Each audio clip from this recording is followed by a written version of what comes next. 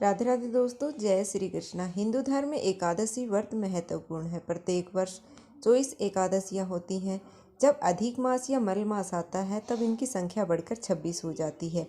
जया एकादशी जो माघ मास के शुक्ल पक्ष की एकादशी तिथि है। इस विषय में भगवान श्री कृष्ण कहते हैं कि माघ एकादशी जो कि जया एकादशी कहलाती है अत्यंत ही पुण्य फलदायी है। इस एकादशी का व्रत करने से व्यक्ति निजी योनि जैसे भूत प्रेत पिशाच की योनि से मुक्त हो जाता है। जया एकादशी के दिन सुबह जल्दी उठकर भगवान श्री हरि विष्णु का ध्यान करें और व्रत का संकल्प लें। स्नान ध्यान करने के बाद मंदिर में एक चौकी लगाकर भगवान विष्णु की मूर्ति या तस्वीर की स्थापना करें। माता लक्ष्मी जी की भी स्थापना करें। अब भगवान विष्णु को चंदन का तिलक, मौसमी फल, फूल, तिल, धूप दीप अर्पित करें। इसके बाद में विष्णु सहस्त्र नाम या फिर नारायण स्रोत का पाठ करें, भगवत गीता का पाठ करें, मंत्रों का जप करें और व्रत कथा का पठन या फिर श्रवण करें।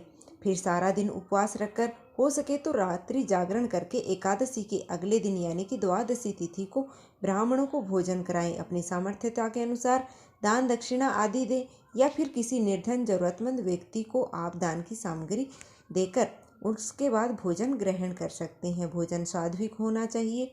स्वयं भोजन ग्रहण करने से पहले भगवान विष्णु को तुलसी जी की पत्तियों के साथ सात्विक भोजन या फिर पंचामृत आप अर्पित करें, उसी को प्रसाद के रूप में ग्रहण करें। उसके बाद में सात्विक भोजन करके अपने व्रत का पारण कर सकते हैं यानी कि व्रत खोल सकते हैं। एकादशी व्रत में तुलसी के पत्तों का सेवन करके ही आपको खोलना चाहिए।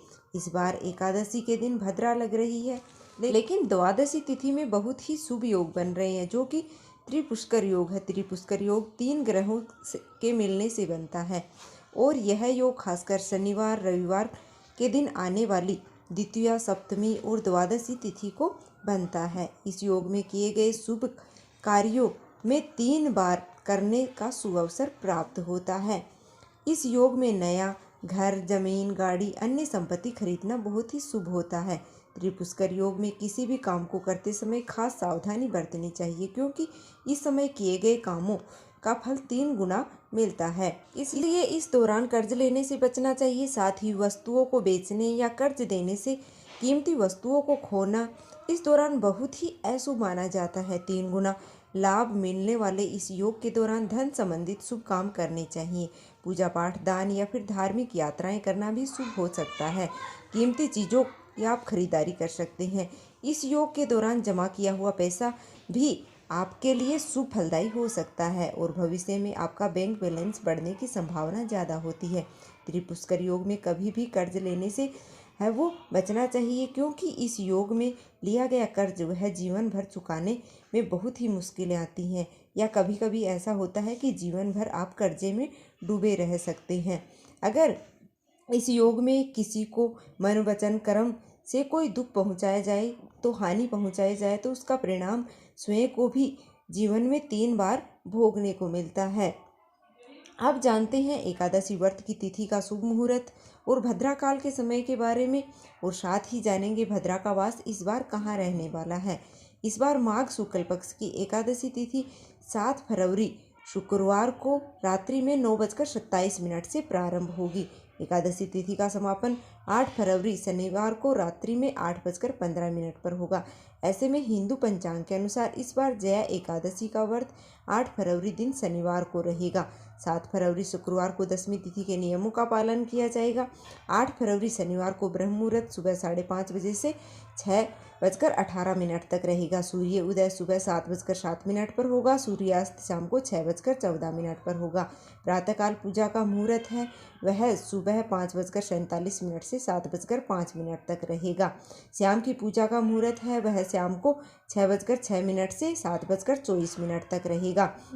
इस दिन राहु काल का समय है वह 9 बजे से लेकर के और 10:30 बजे तक रहने वाला है। भद्रा सुबह है 8:48 से शुरू होगी जो कि रात्रि के समय 8:15 तक रहने वाली है। यानी कि इस बार पूरा दिन है वो एकादशी व्रत में भद्रा रहने वाली है। द्वादशी तिथि प्रारंभ होगी 8 फरवरी शनिवार को रात्रि में 8:16 पर। द्वादशी तिथि समाप्त होगी 9 फरवरी रविवार को शाम को 7:25 पर। इस बार द्वादशी तिथि में बहुत ही शुभ योग बन रहे हैं। इस दिन सूर्योदय होगा सुबह 7:06 पर और सूर्यास्त शाम को 6:15 पर होगा। ब्रह्म मुहूर्त है वह सुबह 5:59 से 6:17 तक रहेगा। प्रातःकाल पूजा का मुहूर्त है वह 5:46 से 7:04 तक रहेगा। अभिजीत मुहूर्त दोपहर 12:13 से 12:58 तक रहेगा। त्रिपुष्कर योग का शुभ संयोग इस बार शाम को 5:53 से 7:25 तक रहेगा, जो कि अपने आप में बहुत ही दुर्लभ और शुभ योग है। अमृतकाल सुबह है 7:58 से 9:34 तक रहेगा। राहु काल शाम को 4:30 बजे से 6 बजे तक रहेगा। एकादशी व्रत खोला जाएगा यानी कि व्रत का पारण किया जाएगा 9 फरवरी दिन रविवार को सुबह 7:07 से 8:55 के बीच में। हालांकि जो लोग किसी कारण से सुबह व्रत ना खोल पाएं वह दोपहर 1 बजे से 3 बजे के बीच में व्रत खोल सकते हैं, क्योंकि इस बार द्वादशी तिथि रविवार को सारा दिन रहने वाली है। इस बार भद्रा का वास स्वर्ग लोक में रहेगा, इसलिए यह भद्रा पृथ्वी लोक पर अशुभ नहीं मानी जाएगी। इसलिए आपको इस बार भद्रा का विचार नहीं करना चाहिए और कोई भी पूजा पाठ हो या दान, व्रत खोलना हो या कहीं भी जाना हो, आप अपने काम आसानी से कर सकते हैं। तो यह थी आज की वीडियो। उम्मीद है आपको पसंद आई होगी। वीडियो पसंद आई तो लाइक कर दीजिएगा और चैनल पर नए हो तो चैनल को सब्सक्राइब करना बिल्कुल भी मत भूलिएगा और कमेंट बॉक्स में जय श्री हरि विष्णु अवश्य लिख दीजिएगा। मिलते हैं फिर से एक और वीडियो के साथ। धन्यवाद।